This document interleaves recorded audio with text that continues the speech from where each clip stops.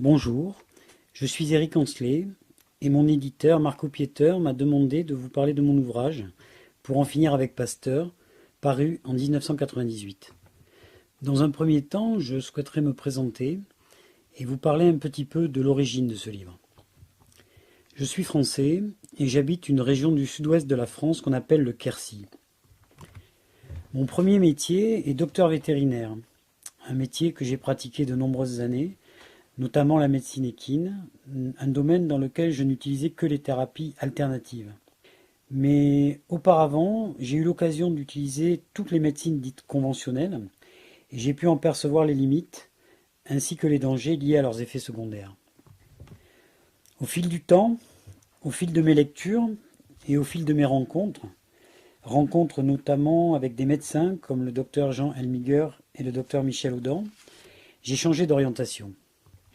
Actuellement, j'exerce en tant que psychothérapeute avec notamment les outils suivants, donc la thérapie séquentielle de Jean Helmiger, le décodage biologique, la psychogénéalogie ou analyse transgénérationnelle et la psychologie des profondeurs de Carl Gustav Jung.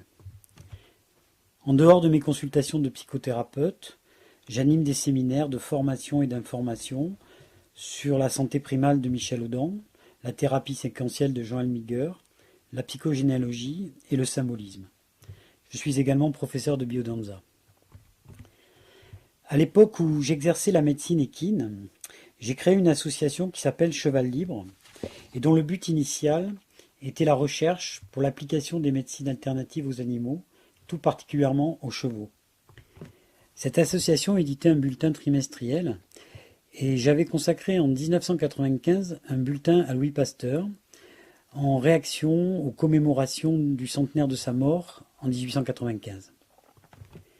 Déjà, ce bulletin de l'association Cheval Libre en 1995 était une remise en question du personnage de Pasteur d'une part, de ses idées et théories scientifiques d'autre part, qui apparaissent totalement erronées, à moi-même bien entendu, mais aussi à de nombreux médecins, chercheurs et scientifiques de par le monde. Le docteur Jean Helmiger m'a alors suggéré d'en faire un ouvrage, c'est-à-dire de transformer ce bulletin en un livre qui pourrait toucher un plus grand nombre de personnes. C'est ainsi qu'est né le livre Pour en finir avec Pasteur, que j'ai sous-titré Un siècle de mystification scientifique. L'idée de base, le sujet central, est une remise en question des dogmes pasteuriens, de la religion pasteurienne, car avec le recul de plus d'un siècle, nous avons pu constater que le principe de la vaccination n'avait aucun fondement scientifique sérieux. Quant à son application, c'est-à-dire la vaccination de masse telle qu'elle est actuellement pratiquée, elle apparaît comme quelque chose de très dangereux. Globalement, on peut donc dire que Pasteur s'est trompé, lourdement, ce que j'entends démontrer dans ce livre. Dire que Pasteur s'est trompé et dire que tous les dogmes qu'il a érigés sont faux demande bien sûr à être justifié. Il y a bien sûr l'évidence, pour de très nombreux thérapeutes, mais aussi de nombreux patients, que la médecine issue des idées de Pasteur, du siècle de Pasteur, est une médecine qui est dans l'impasse. Une médecine qui n'aboutit absolument pas à la guérison globale des êtres humains, c'est-à-dire un bien-être qui soit à la fois psychique, émotionnel, physique, et qui permette aux hommes de poursuivre leur évolution. Au-delà de cet aspect empirique, c'est-à-dire la prise de conscience sur le terrain de cette évidence, cette médecine ne guérit pas, ne guérit plus et ne peut pas guérir. Tout au plus supprime-t-elle des symptômes. Elle est palliative, mais ne sait pas générer une authentique guérison, bien qu'elle rapporte des sommes colossales au laboratoire. Au-delà de cette constatation de base, finalement, remettre en cause les dogmes pasteuriens, c'est accepter de changer totalement sa vision du monde. Ce changement radical de vision du monde, on peut l'exposer en plusieurs points. D'une part, s'interroger pourquoi Pasteur ? Pourquoi, au XIXe siècle, Pasteur a été comme ça porté au nu et considéré comme un sauveur ? Pourquoi d'autres grands savants, comme Antoine Béchamp, ont été totalement ignorés ? Pourquoi ce XIXe siècle, profondément traumatisé, bouleversé, a eu besoin qu'un chimiste, comme Louis Pasteur, devienne un héros national? Un héros au sens mythique, à tel point qu'il est toujours un extraordinaire support de projection, psychologiquement parlant, l'image même du savant altruiste et désintéressé, vainqueur de la maladie et donc de la mort, sur lequel chacun peut dès lors projeter toutes ses peurs et toutes ses espérances. Au-delà de cette présentation de l'homme Pasteur dans ce XIXe siècle, riche en bouleversements politiques, économiques et sociaux, bien sûr, il fallait présenter le microbe, et tout particulièrement le virus, d'une manière différente, sous un autre angle. Non plus cet être microscopique extrêmement dangereux, dont le seul but serait de nous détruire, le présenter sur un mode peut-être un petit peu plus neutre, la neutralité dans la relation, voire aller jusqu'à suggérer la symbiose, c'est-à-dire exposer la théorie du virus utile. Ensuite, en face de ces microbes, de ces virus, il y a le système immunitaire, un système que l'on nous présente toujours uniquement comme un système de défense, qui est censé réagir d'une manière très agressive à partir du moment où un antigène étranger à l'organisme, un microbe par exemple, se présente, et dont la seule réponse possible serait le rejet systématique, la destruction de ce qui lui est inconnu.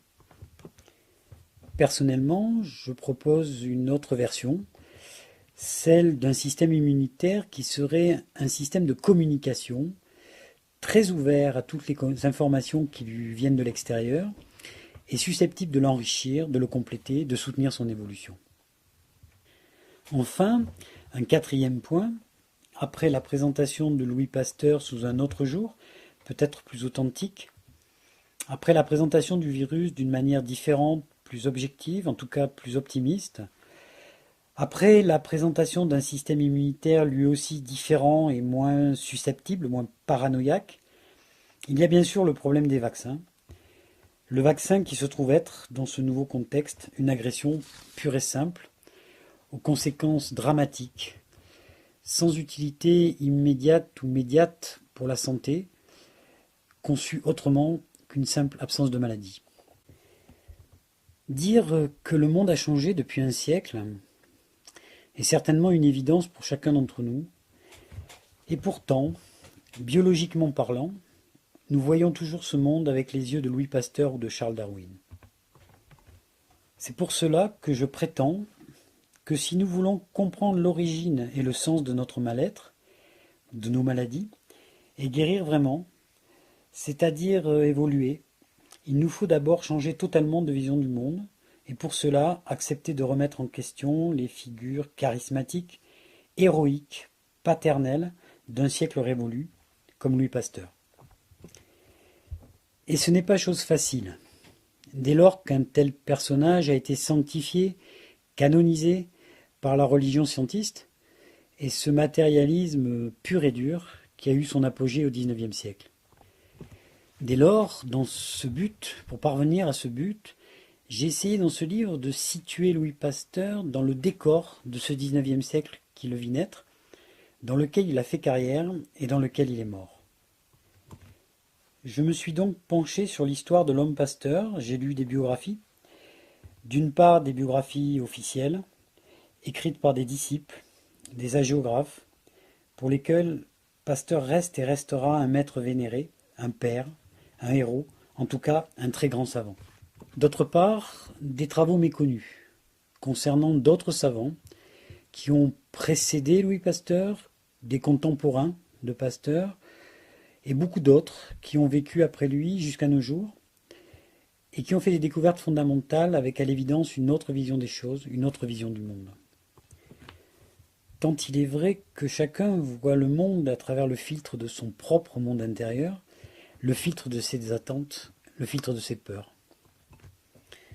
Certains de ces savants et chercheurs, Pasteur n'a pas hésité à les piller sans vergogne, s'octroyant le résultat de leurs travaux, et je pense notamment à ce grand savant ignoré, dont j'ai précédemment cité le nom, Antoine Béchamp.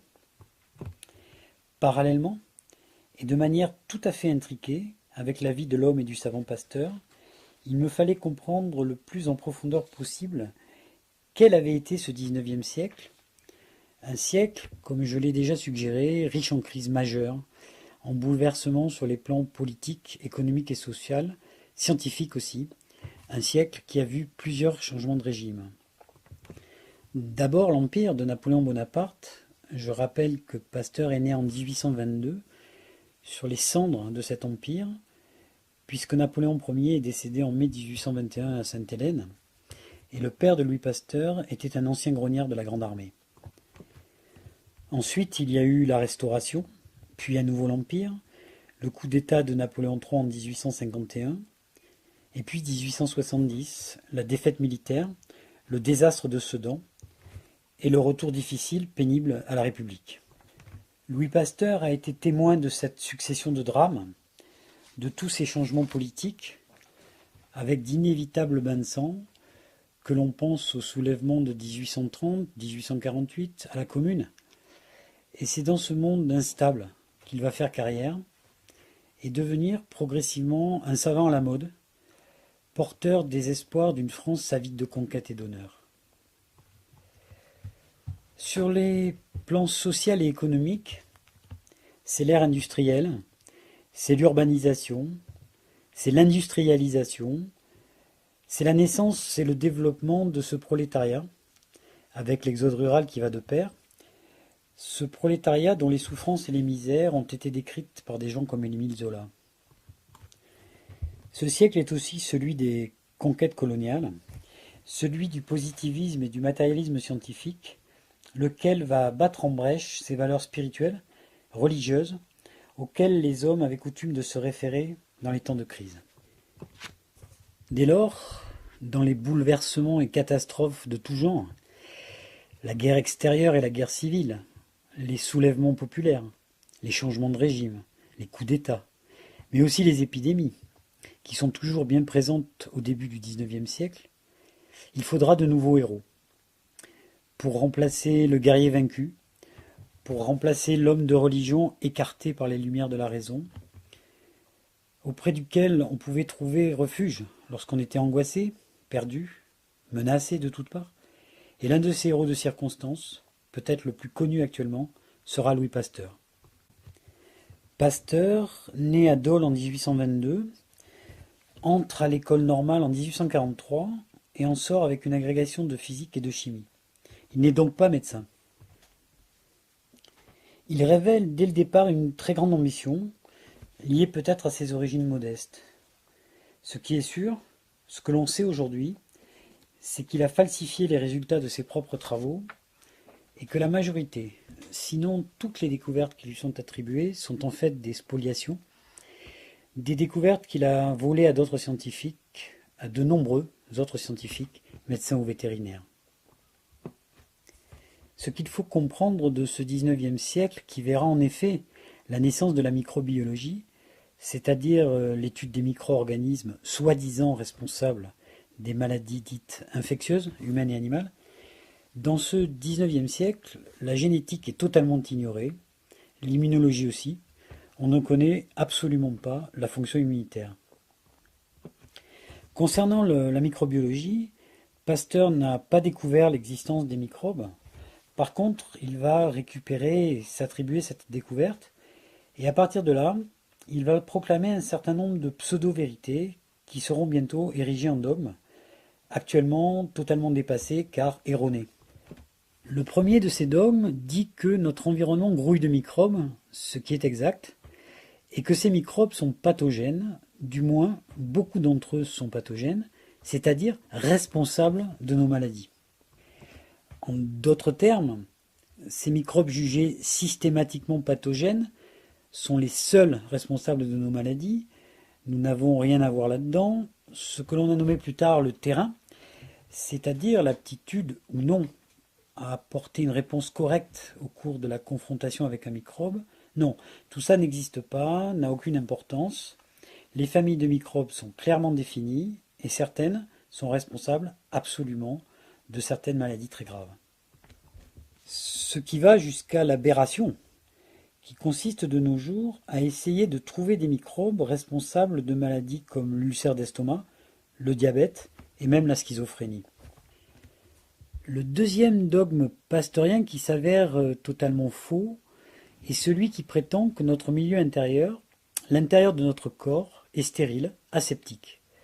Autrement dit, l'introduction d'un microbe dans ce milieu intérieur, aseptique, est anormale et va donc déclencher une maladie. Or, d'une part, l'immense majorité des microbes ne sont pas pathogènes. Certains peuvent le devenir, avoir des effets que nous jugeons néfastes, dans certaines conditions bien particulières, mais la plupart participent de façon symbiotique à l'ensemble des écosystèmes, intérieurs et extérieurs, et sont même absolument indispensables à l'équilibre de ces écosystèmes. Pour prendre un seul exemple, sans microbes, il n'y aurait pas d'herbivores, puisque les herbivores digèrent la cellulose des végétaux grâce à leur flore symbiote présente dans l'intestin. Et s'il n'y avait pas d'herbivores, il n'y aurait pas de carnivores, il n'y aurait pas d'animaux, et donc il n'y aurait pas d'humains. En ce qui concerne le milieu intérieur, on sait bien maintenant que toutes nos cavités creuses, l'intestin, la vessie, l'arbre respiratoire, sont peuplées de milliards de microbes, pour la plupart neutres ou symbiotes, et pour ce qui concerne ceux que l'on dit pathogènes, ils sont tenus en respect, ou devraient l'être, par le système immunitaire. Bien plus, chose totalement ignorée au temps de Pasteur, où la génétique n'existait pas, on sait aujourd'hui que notre matériel génétique, notre ADN, est constitué en partie, et qui sait, peut-être en totalité, d'ADN d'origine microbienne et virale. Et certains virus ont la capacité, c'est d'ailleurs leur mode de vie le plus courant, de s'inclure dans le génome et d'y demeurer dormant, inactif, durant des périodes de durée indéterminée. C'est le cas par exemple des herpès-virus ou du virus du sida. Comme nous pouvons le constater, notre milieu intérieur est jusqu'à l'intérieur de nos cellules, jusqu'à cette boîte noire qu'on a considérée très longtemps comme absolument immuable et intouchable, c'est-à-dire le noyau cellulaire avec son ADN. Ce milieu intérieur lui-même contient, héberge, et je dirais même est constitué de microbes. L'asepsie du milieu intérieur est une croyance qui aujourd'hui vole en éclats. Je voudrais d'ailleurs préciser ici, en parlant des dogmes pasteuriens, que l'idée qu'on s'est faite du système immunitaire, lorsqu'il fut découvert, longtemps après Pasteur, cette idée était forcément celle d'un système de défense agressif, puisque le microbe lui-même était toujours agressif, puisque le milieu intérieur était toujours propre et sain, et donc le système immunitaire apparut bien évidemment comme une sorte d'armée toujours en guerre, toujours prête à en découdre avec le moindre microbe étranger qui se présenterait aux frontières. Pour en revenir au siècle dans lequel Pasteur a vécu sa vie, vous remarquerez que cette vision martiale, guerrière, du microbe face au système immunitaire, avec cette défense acharnée des frontières dont l'immunité serait responsable, cette vision évoque de manière troublante la situation politique de la France confrontée à l'époque à la menace allemande, avec justement cette défaite dramatique de Sedan en 1870, quand la France a vu ses frontières attaquées, pulvérisées, son territoire envahi jusqu'au cœur. Essayez d'imaginer quelle vision du monde put avoir un savant et un patriote confronté à ce genre de conflit de territoire, quand il va observer la maladie infectieuse et ce microbe, qui en est apparemment l'unique responsable, c'est-à-dire de terribles souffrances et bien souvent la mort, comme au cours des grandes épidémies. Ce que je voulais faire saisir ici, c'est l'analogie troublante entre d'une part le pays confronté à des attaques frontalières, à des pertes de territoire, suite à une défaite militaire qui est aussi une défaite nationale, d'autre part la description qu'on va faire de la relation avec le monde microbien, et notamment cette relation tendue, excessivement conflictuelle, entre le microbe et le système immunitaire. Celui qui cherche trouve en fonction de ses attentes, de ses espoirs et de ses peurs. Décrire un phénomène est une chose, l'interpréter ou l'expliquer en est une autre, totalement différente. S'il était acceptable, en effet, au XIXe siècle, de considérer la relation entre le monde microbien et l'organisme de cette manière simpliste, les connaissances que nous avons aujourd'hui en microbiologie et en immunologie, et le recul aussi que nous avons après 100 ans de dogmes pasteuriens et de vaccination, tout ceci ne nous permet absolument plus de conserver une vision du monde aussi puérile. Ne serait-ce que de constater que cette manière de voir les choses n'a amené aucune amélioration notable dans l'état de santé global des populations. Les maladies ont simplement évolué, et la plupart du temps vers plus de gravité. Les maladies aujourd'hui les plus graves ne sont pas des maladies microbiennes épidémiques, mais des maladies individuelles non microbiennes. Nous avons aujourd'hui suffisamment de connaissances pour comprendre que le microbe n'est pas le responsable de nos maux et que l'origine et le sens de nos souffrances doivent être trouvés ailleurs, peut-être justement dans notre vision erronée du monde. Bien plus, et j'en parlerai tout à l'heure, le microbe peut être considéré aujourd'hui comme participant aux phases de réparation, de guérison, d'évolution, lorsque nous réagissons à certains conflits particuliers. Pour en revenir à Pasteur et son troisième dogme, c'est celui de la contagion. Celui-ci prétend qu'entre deux individus en contact, il va lui avoir transmission systématique du microbe si l'une des personnes est porteuse de ce microbe ou bien malade. Et donc, c'est la maladie qui se transmet systématiquement d'un individu à l'autre. Vrai, il y a systématiquement transmission, échange de microbes. Faux, il n'y a pas systématiquement transmission de la maladie. On a pu constater dans les pires épidémies que la plus grande partie de la population survit. Et finalement, le problème des dogmes pasteuriens et des applications pratiques qui en ont découlé, c'est qu'on s'est intéressé exclusivement à ceux qui sont morts et pas du tout à ceux qui ont survécu et aux raisons de leur survie. Or, cette survie, étonnante dans le contexte dramatique d'une flambée épidémique, survie de personnes comme les soignants, ayant eu des contacts très intimes avec les malades, cette survie montre que la contagion n'est pas systématiquement mortelle. Un microbe ne va déclencher le même type de symptômes, de troubles, que ceux-ci soient considérés comme négatifs ou positifs dans le vécu de la personne, que si le terrain de cette personne est réceptif. À nous d'interpréter la cause profonde de cette réceptivité. Avec un autre regard, nous dirions aujourd'hui que si nous avons besoin du microbe, besoin de la maladie microbienne pour franchir une étape, résoudre un conflit, eh bien alors le microbe est accueilli et le système immunitaire va lui permettre d'entrer en action. Donc, un premier aspect, le lien intime d'un homme avec son temps, de Pasteur au XIXe siècle, qui est le contexte, le décor, dans lequel il va définir et imposer sa perception du monde microbien. L'autre aspect que je voudrais évoquer rapidement, en lien étroit avec le précédent, c'est la personnalité psychologique et biologique de Louis Pasteur. J'ai précisé qu'il s'agissait d'un homme excessivement ambitieux, un patriote que l'on peut qualifier de revanchard, un savant, et c'est reconnu aujourd'hui, qui a spolié les scientifiques de son temps en revendiquant la paternité de leurs découvertes. Mais ce qui me paraît plus important encore, car ceci n'est jamais révélé, c'est que Louis Pasteur est un homme malade, gravement malade, puisque dès 1868, à l'âge de 46 ans, il va être foudroyé par une attaque d'hémiplégie qui paralyse tout son côté gauche.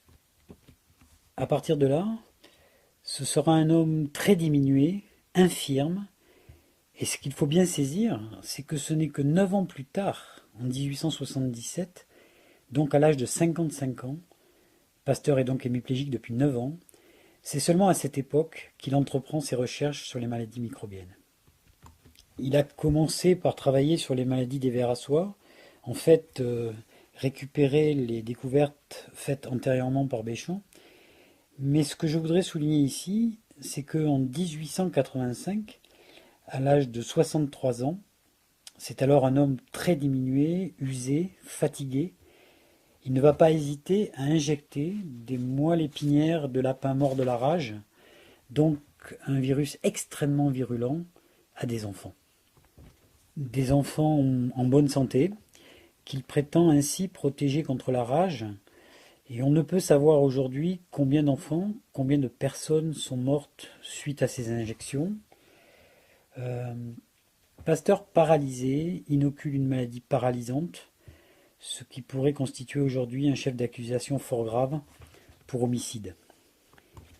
Il y eut d'ailleurs des plaintes de la part de parents d'enfants morts, mais elles furent étouffées. Ce qu'il faut savoir aussi, c'est sur la base de deux cas, deux enfants devenus célèbres et qui ont survécu non pas à la rage, mais aux injections de Louis Pasteur. C'est sur la base de deux expériences, donc sans aucun fondement scientifique sérieux, que Louis Pasteur va créer la première multinationale de l'histoire pour fabriquer ses vaccins et promouvoir la vaccination généralisée contre la rage et très vite contre d'autres maladies. Il est évident que tous ces faits historiques, je rappelle donc qu'il y a eu des inculpations à l'époque, mais Pasteur est alors un homme protégé des puissants. Ces faits donc sont restés occultés très longtemps, et ils le sont encore en grande partie du fait qu'entre-temps, Pasteur est devenu le logo d'un très puissant lobby financier, qui est le lobby vaccinaliste, et qui rapporte des fortunes colossales. Et donc il est bien difficile de remettre en question l'image charismatique du fondateur. On ne tue pas la poule aux œufs d'or. Jusqu'à présent, j'ai parfaitement conscience d'avoir eu une attitude, disons, négative, essentiellement négative, iconoclaste. Iconoclaste, c'est-à-dire qui ose se permettre de remettre en question les images sacrées, les images saintes, une attitude de blasphématoire au sens fort. Car c'est bien à une iconolatrie que nous avons affaire, qui s'explique en grande partie par le fait que Pasteur représente l'image de marque d'un groupe financier puissant et donc intouchable. Et même si l'on peut comprendre pourquoi et comment un lobby comme celui des vaccinateurs maintient l'omerta sur la vérité historique et scientifique, sur la vie et l'œuvre de Pasteur, il n'en reste pas moins que les détracteurs et les iconoclastes ont à se justifier de leur attitude. Cette attitude, la mienne, n'est certes pas liée à de quelconques intérêts financiers, contrairement à celle des promoteurs de la vaccination à outrance. Toutefois, il est toujours délicat de déconstruire un bel édifice sans se justifier, et surtout sans promesse d'une reconstruction. La remise en question des concepts de Pasteur et des applications pratiques qui en ont découlé, depuis plus de 100 ans, se justifie car ni les uns ni les autres n'ont amené les résultats escomptés. Il y a toujours des maladies infectieuses contre lesquelles nous avons de moins en moins de réponses, en termes de réponses classiques, avec par exemple le problème dramatique des résistances en antibiothérapie, et le fait qu'on n'arrive plus à concevoir des vaccins contre des maladies très actuelles et très graves, comme les hépatites virales et le sida. D'autre part, les pathologies ont évolué vers des maladies non microbiennes, comme tous les troubles psychiques, la dépression par exemple, toutes les formes de cancer en pleine extension, tous les dysfonctionnements, les maladies auto-immunes, les maladies endocriniennes. Toutes ces maladies ne sont pas microbiennes. Par contre, nous pouvons en trouver l'origine dans nos modes de vie, la manière dont nous avons conçu nos vies et notre relation au monde, et notamment, ces maladies pourraient découler en grande partie de la survaccination. Donc, un premier constat, ça ne marche pas. Les théories de Pasteur qui se sont concrétisées dans la vaccinologie moderne, on vaccine à tour de bras des enfants de plus en plus jeunes contre un nombre toujours plus grand de maladies. Et pourtant, on peut considérer que nous sommes pour le moins aussi malades qu'au siècle de Pasteur, même si les maladies sont différentes. Et là où les épidémies ont reculé, nous devons considérer que ce recul n'est pas lié au vaccin, mais plutôt à l'hygiène, à une meilleure alimentation, à la disparition des conflits collectifs, donc à une certaine stabilité sociale, une certaine sécurité qui a fait régresser l'incidence des maladies infectieuses. Je veux parler ici des maladies infectieuses classiques, car en ce qui concerne celles que nous redoutons le plus aujourd'hui dans les sociétés modernes, les plus graves, celles dont l'incidence est la plus dramatique, eh bien ce ne sont pas des maladies à contagion directe, elles ne sont pas épidémiques, elles se transmettent par le sang ou par voie sexuelle. On parle donc de maladies sexuellement transmissibles. Donc, si ça ne marche pas, c'est que vraisemblablement, nous avons eu une perception erronée de notre relation au monde, de notre relation avec le monde extérieur, avec la nature, avec le monde animal, et tout particulièrement avec le monde microbien. Un premier point consistera à redéfinir correctement cette relation, à la lumière bien évidemment des découvertes de l'immunologie moderne, une discipline qui, je le rappelle, n'existait pas au temps de Pasteur.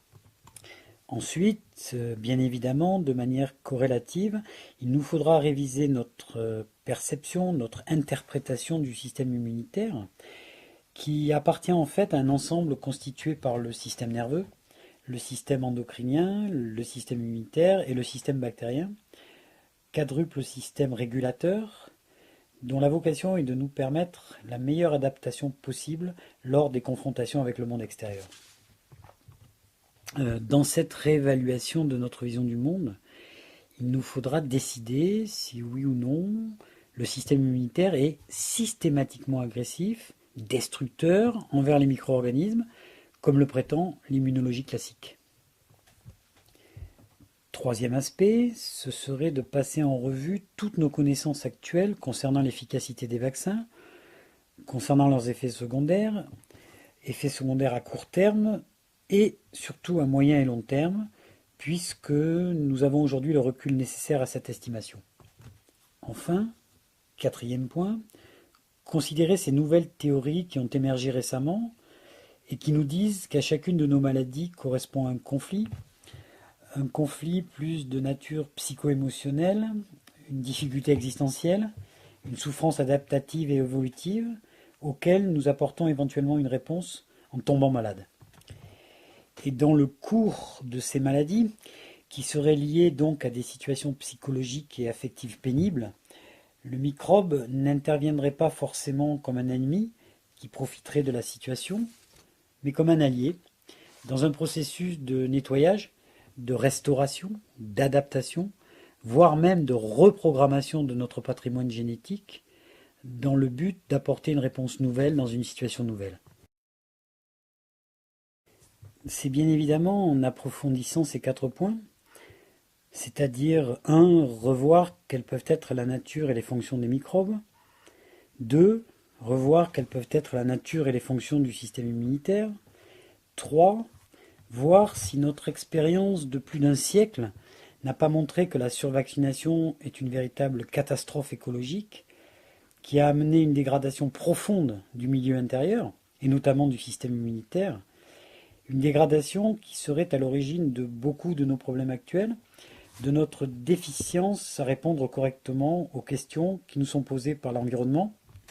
Enfin, dernier point, étudier à fond ces nouvelles théories, celles évoquées tout à l'heure, c'est-à-dire la mise en relation d'une maladie bien précise avec un conflit bien précis, mais aussi l'approche transgénérationnelle, la psychogénéalogie, qui est tout à fait passionnante, très riche sur le plan thérapeutique, et qui nous dit que nos difficultés, nos maladies actuelles peuvent être la conséquence de situations ayant précédé notre naissance et dont nous payons les pots cassés aujourd'hui.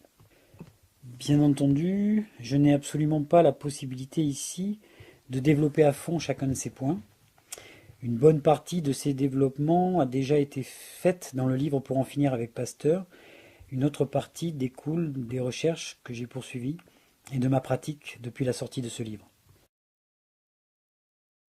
Je voudrais simplement aborder ici quelques aspects bien précis et concernant les microbes, exposer certains points particuliers de la biologie des virus.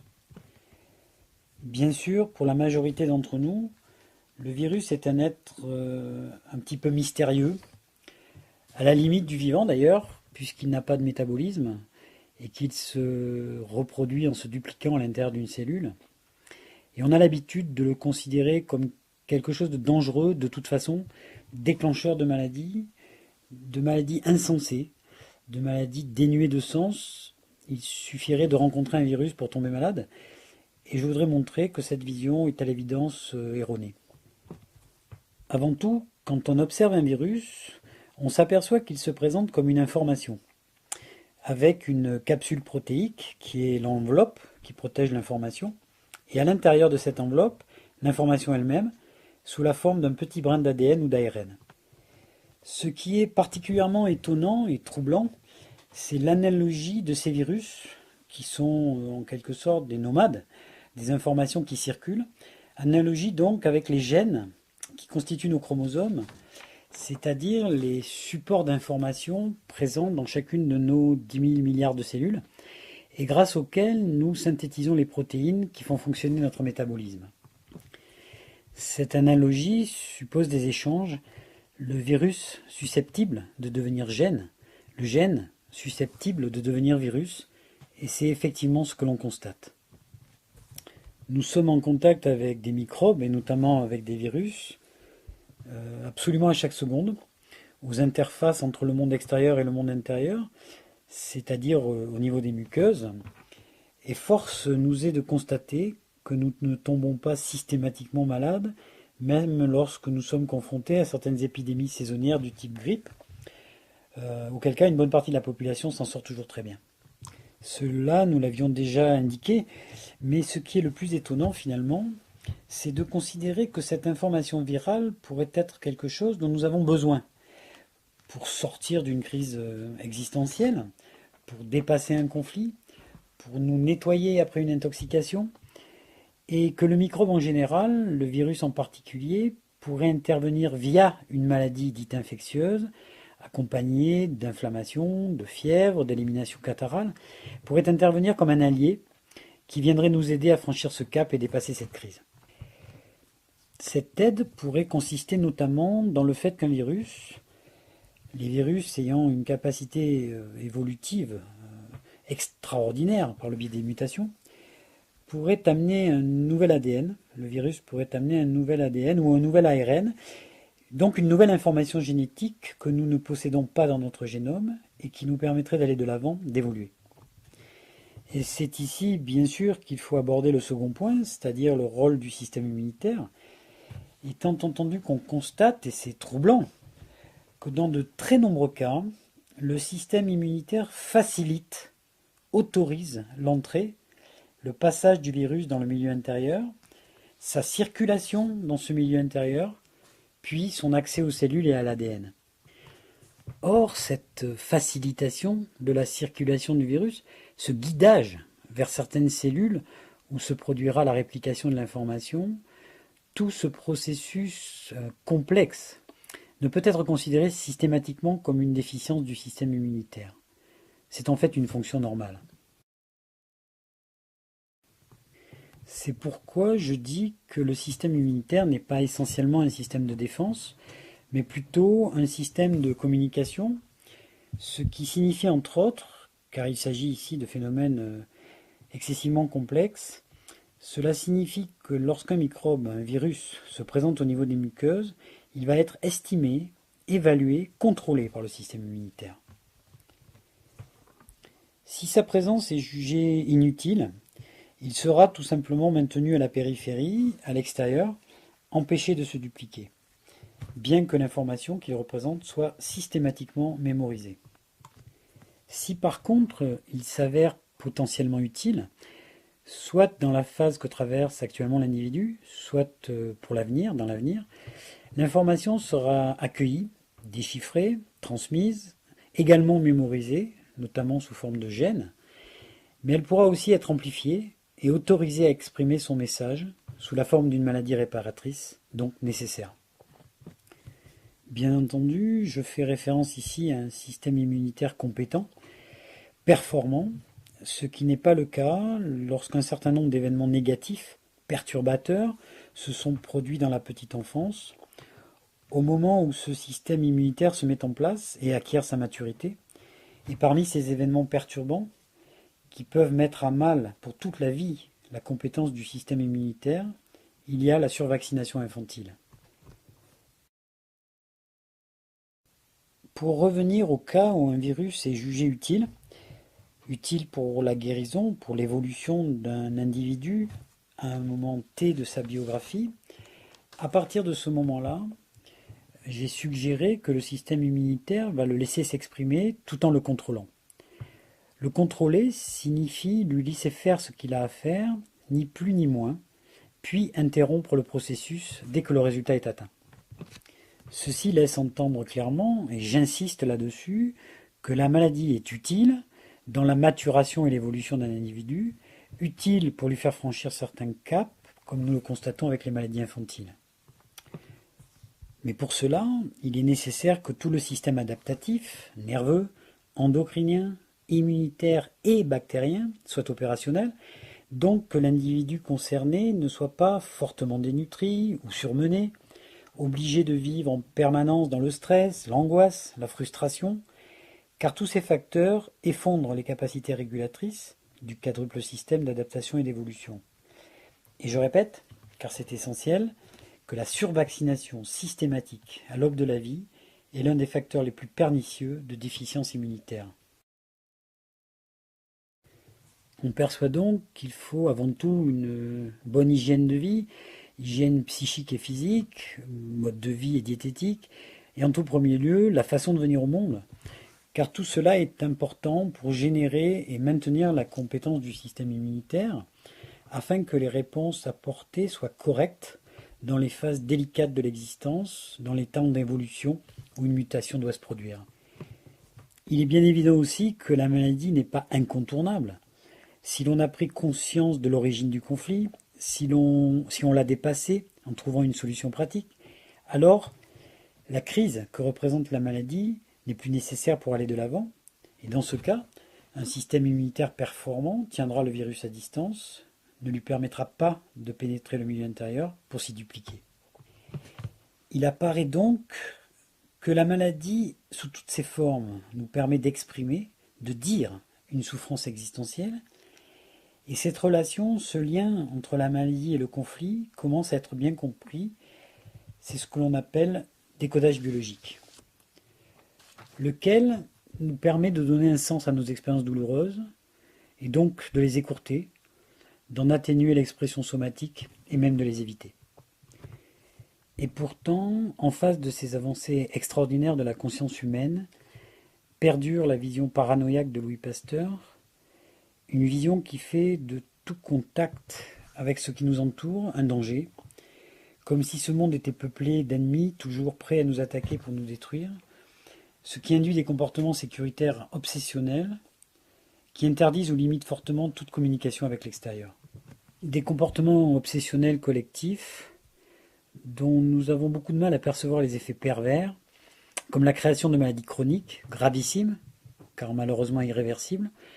Et parmi ces comportements sécuritaires, il y a bien sûr, au premier chef, cette aberration biologique issue d'une profonde méprise sur ce qu'est la vie et que l'on nomme vaccination.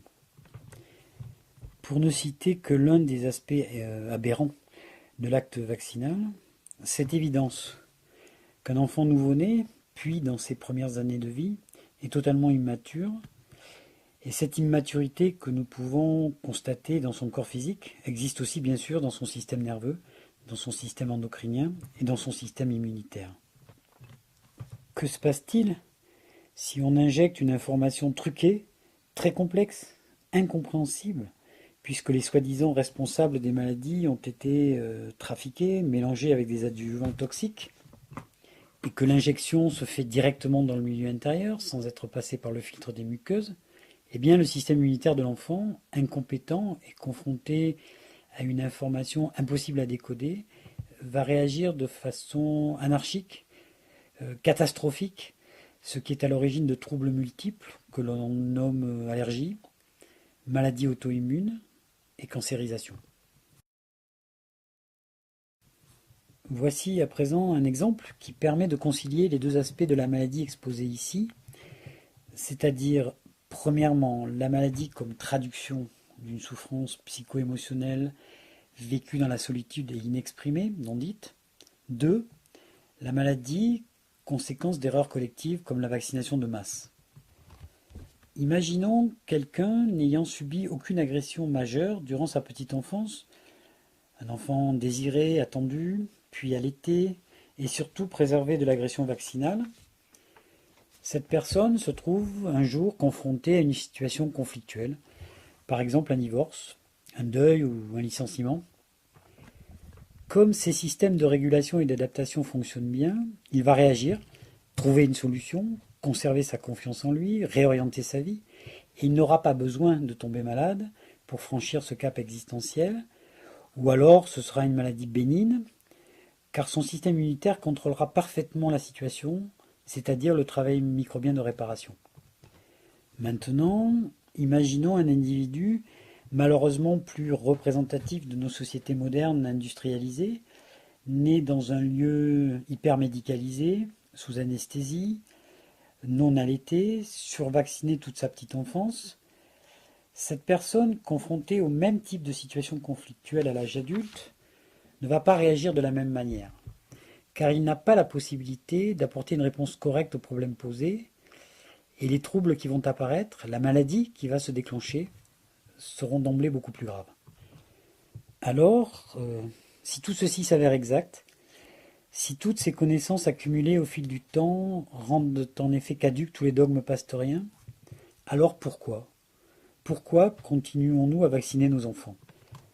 Là, les réponses sont un petit peu délicates et même difficiles à admettre, bien que pour moi évidentes. Rappelons une fois encore que les intérêts financiers en jeu sont considérables, un marché bien supérieur à celui des armes ou à celui de la drogue. La maladie est infiniment plus lucrative, pour certains, que la santé.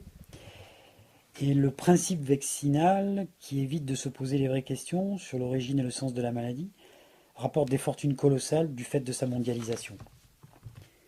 Cette puissance financière constitue bien entendu un pouvoir politique considérable, un pouvoir basé sur la peur, une peur soigneusement entretenue, cultivée, régulièrement ravivée, afin de maintenir les gens dans l'aliénation, très loin de leur véritable chemin.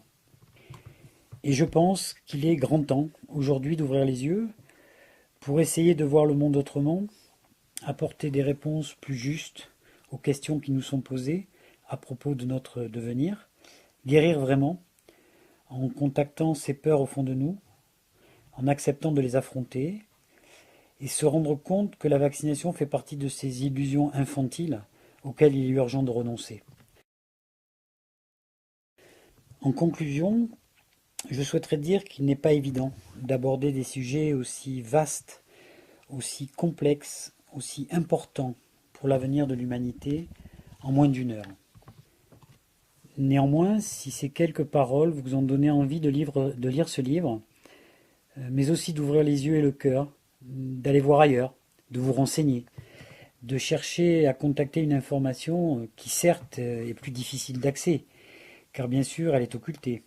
Elle n'apparaît pas dans la vitrine des maisons de la presse ou dans les librairies au rayon des best-sellers. Toutefois, cette information existe. Et je pense qu'il est essentiel que chaque individu adulte, responsable de sa vie, responsable de la vie de ses enfants, et bien entendu en premier lieu les thérapeutes, acceptent de sortir de l'ornière des mensonges officiels.